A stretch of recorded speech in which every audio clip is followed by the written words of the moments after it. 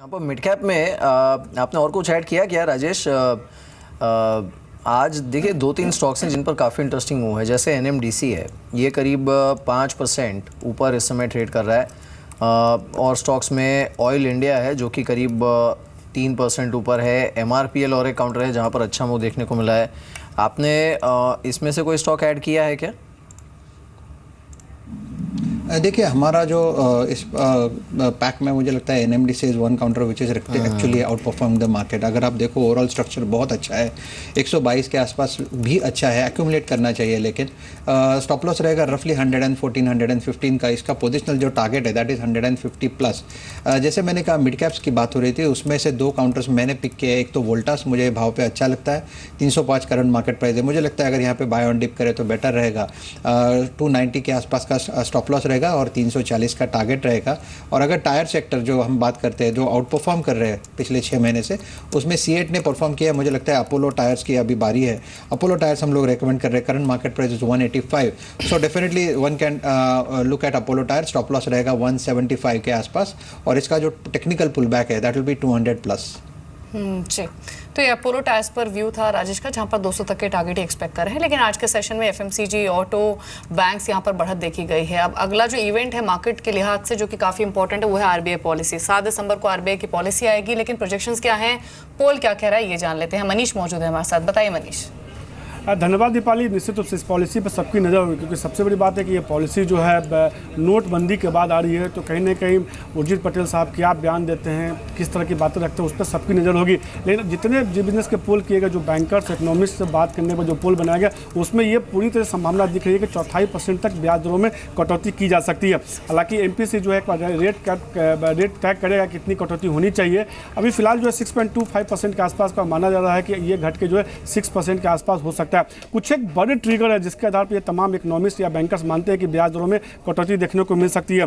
अक्टूबर में सबसे बड़ी बात यह है कि महंगाई दर जो है जो 14 महीने के निचले स्तर पर आ गया, CPI महंगाई दर, वो एक बड़ा ट्रिगर के तौर पर माना जा रहा है। इसके अलावा GDP ग्रोथ जो था वो देखने को मिला था जुलाई सितंबर में, वो कहीं ना कहीं 7.3% के आसपास GDP ग्रोथ थी, जो अनुमान से कम था। तो ये 2 पॉजिटिव ट्रिगर, एक महंगाई दर में गिरावट और GDP ग्रोथ में अनुमान से कम ग्रोथ की वजह से, ये दो बड़ी सी संभावना है जिसकी वजह से माना जा रहा है कि ब्याज दरों में कटौती हो सकती है। तीसरी जो बड़ी संभावना है जिसकी वजह से माना जा रहा है कि ब्याज दरों में कटौती हो सकती है, नोटबंदी के असर को कम करने के लिए कहीं ना कहीं हो सकता है कि उर्जित पटेल साहब जो है 4.5% की ब्याज दरों में कटौती करते हुए दिखे।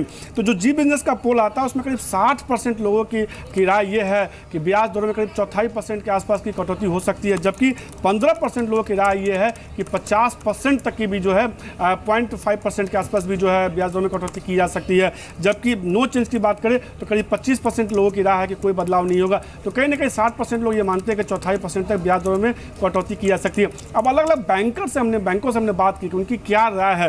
RBI का सीधे तौर पर, SBI का इनफैक्ट ये कहना है कि ब्याज दरों में करीब जो है 0.5% तक की कटौती की जा सकती है। यानी कि देश के सबसे बड़े बैंक का ये कहना है कि ब्याज दरों में 0.5% के आसपास की कटौती की जा सकती है। जबकि कोटक महिंद्रा बैंक ये मानता है कि ब्याज दरों में करीब 4.5% के आसपास की।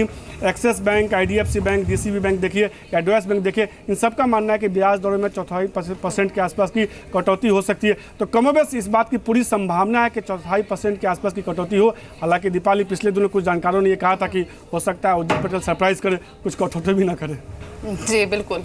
तो जो पोल है उसमें मेजॉरिटी ऑफ ब्रोकर्स मान रहे हैं कि 25 बेसिस पॉइंट का कट आ सकता है। 15% का ऐसा भी मानना है कि 50 बेसिस पॉइंट का कट आएगा, और 25% ऐसी भी कम्युनिटी है जो नो कट एक्सपेक्ट कर रही है। लेकिन जो कॉर्पोरेट्स हैं या फिर बैंकर्स हैं, उनकी सोच क्या है पॉलिसी को लेकर, क्या प्रोजेक्शंस है, वो सुन लेते हैं।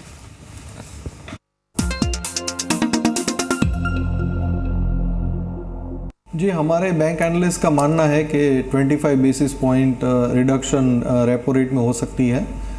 ये एक कंसेंसस भी है, तो क्लियरली उतना जो है अभी फ़िलहाल हमें रिडक्शन देखने को मिलेगा, और बाद में जब ये प्रोसेस कंप्लीट हो जाता है तो शायद उसके बाद ज़्यादा हो सकता है।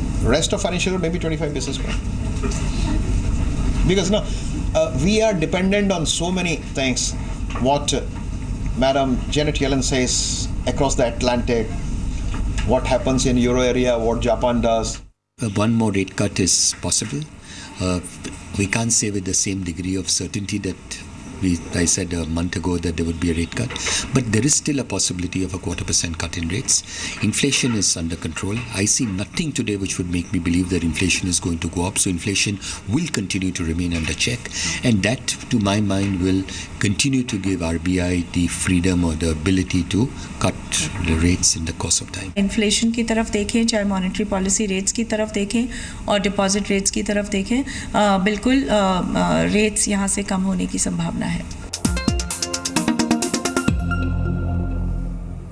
तो रेट्स कम होने की संभावना है और जो भी व्यूज आपने सुने उनका कंसेंसस यही है कि 25 बेसिस पॉइंट तक का कट आ सकता है। लेकिन मीर अगर 25 बेसिस पॉइंट का कट हुआ तो शायद मार्केट्स बहुत ज़्यादा चेयर अप ना हो। 50 बेसिस पॉइंट का कट शायद खुशी ला सकता है मार्केट में। देखिए, एक्चुअली हुआ क्या है कि पिछले हफ्ते आरबीआई ने जो कदम उठाया है ना, खासकर जो लिक्विडिटी है उसको स्टेम करने के लिए, उसके बाद ये चीज़ क्लियर हो गई। मार्केट में पहले ही एक्सपेक्टेशन ओवरबिल्ट हो गई थी जब शुरुआती आंकड़े आए कि बहुत सारा पैसा आ रहा है because of this demonetization.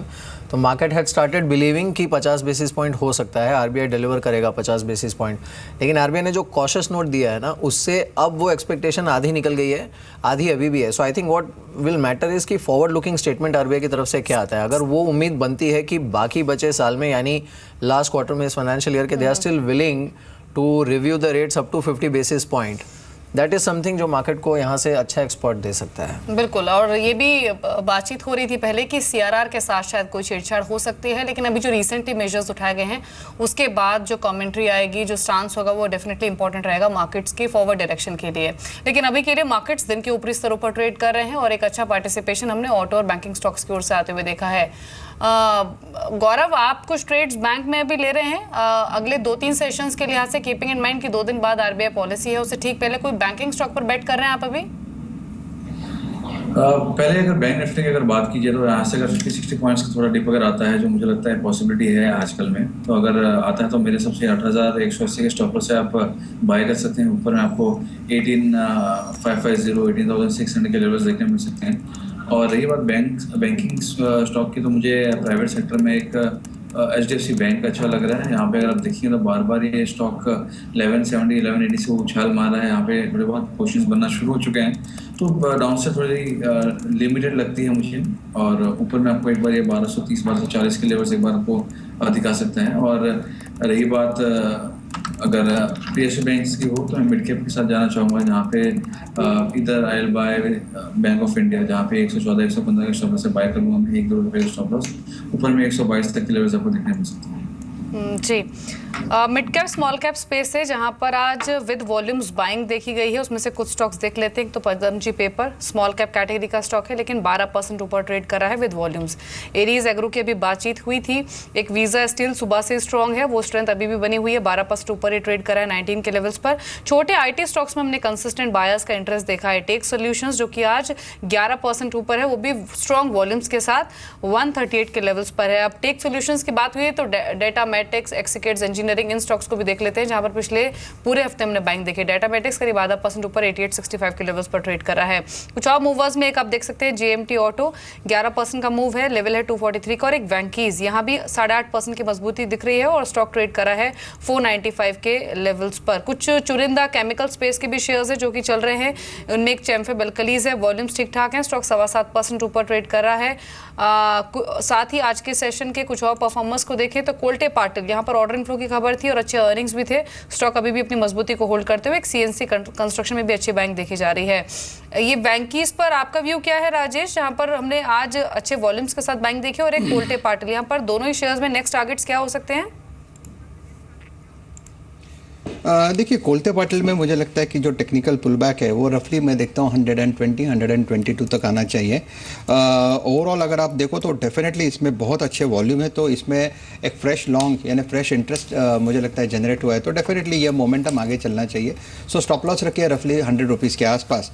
Venky's India मुझे लगता है कि एक अच्छा थर्स दिया है, 460 का इसका 200 डे में लेवल था और वहाँ से एक अच्छा पुलबैक मिला है, और वो भी रफली 9% up with slightly you can say जो एवरेज वॉल्यूम है 1 मंथ का एवरेज वॉल्यूम उससे बेटर वॉल्यूम्स है, तो डेफिनेटली मुझे लगता है इसमें भी और एक अपटिक बाकी है और इसको एक बार के लिए रफली 550 तक लेके जा सकती है। एडवांस डिक्लाइन एक बार देख लेते हैं। NSE पर जो बढ़ने वाले काउंटर्स हैं उनकी संख्या 871 है।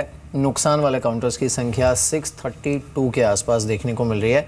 अब हम क्योंकि इंट्राडे हमने एक रिकवरी देखी, इंडेक्स में सेंटिमेंट बुरा था जो कि थोड़ा स्ट्रॉन्ग हुआ, तो we can be happy, but let's take a look at the turnover, because जो प्रॉब्लम मार्केट की रही है वो यही रही है, एक FIS के पार्टिसिपेशन की कमी एज इन सेलिंग उनकी तरफ से, एंड सेकेंड शैलो मार्केट में काम करना। ये दोनों चीज़ें ऐसी हैं जिससे बाज़ार थोड़ा परेशान रहा है। एक बात देख लेते हैं, जो टर्नओवर है वो इस समय, अब देखिए 2,13,000 करोड़, मतलब ये even on a weekday market का जो टर्नओवर होता है वो 3-3.5 लाख करोड़ के आसपास का होता है। अब आप देखिए 2,13,000 करोड़ के आसपास का टर्नओवर, इट इंडिकेट्स कि मार्केट एक्चुअली शैलो कितना है, और ये जो शैलोनेस है यही मार्केट की प्रॉब्लम है, बिकॉज इसमें होता क्या है इस तरह के मार्केट में कि suddenly then you will see swing, और जो लैक ऑफ कन्विक्शन है ना, आप इंडेक्स को देखकर आप ये सोच सकते हैं कि अच्छा हुआ बाउंस आ गया मार्केट में, डर लग रहा था, उसके बजाय वो ठीक है इंडेक्स को देखकर वो बात आप कह सकते हैं,